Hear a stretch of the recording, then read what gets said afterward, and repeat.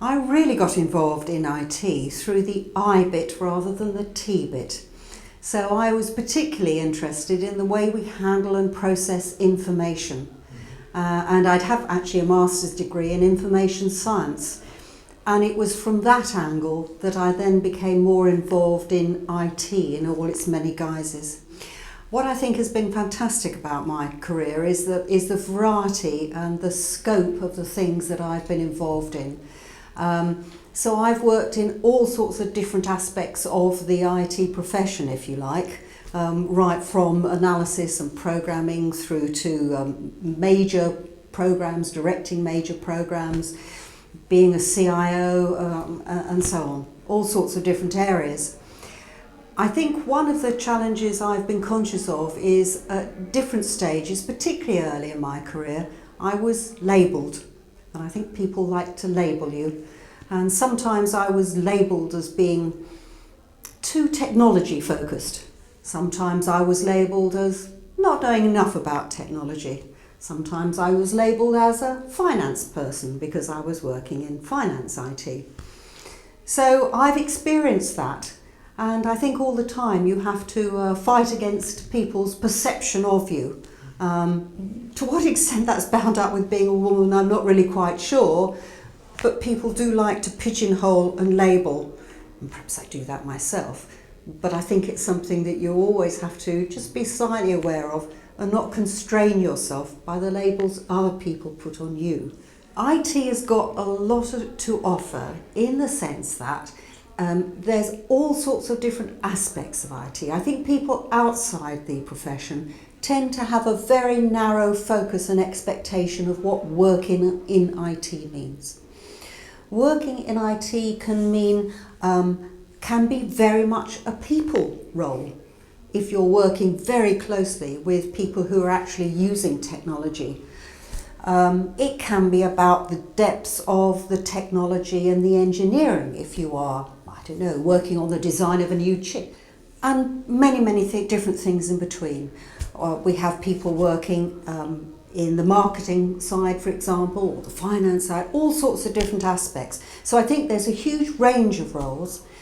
It also can be very flexible because IT roles can be carried out full-time, part-time. You can be where your job is, can be a fixed place, or you can be working remotely. There are many opportunities and they are getting greater by the day. As IT expands and impacts every aspect of our life, there are so many different angles that you can work on in this profession. I think there is still a lot of preconceptions about what it means to work in technology. A lot of preconceptions. Conceptions about the type of person you need to be, which would be generally an introvert who prefers to work with machines, doesn't like interacting with people, for example. A very strong view about what the type of work involves.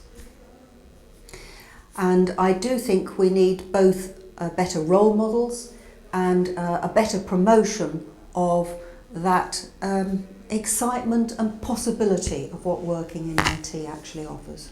I think we need to put a lot of work into communicating and working with schools, and that has started already, I know. Computer clubs at school and girls in IT and so on. A lot of different really super initiatives, but I think they need working up and developing, and we need a long and sustained campaign, I think, to actually communicate that.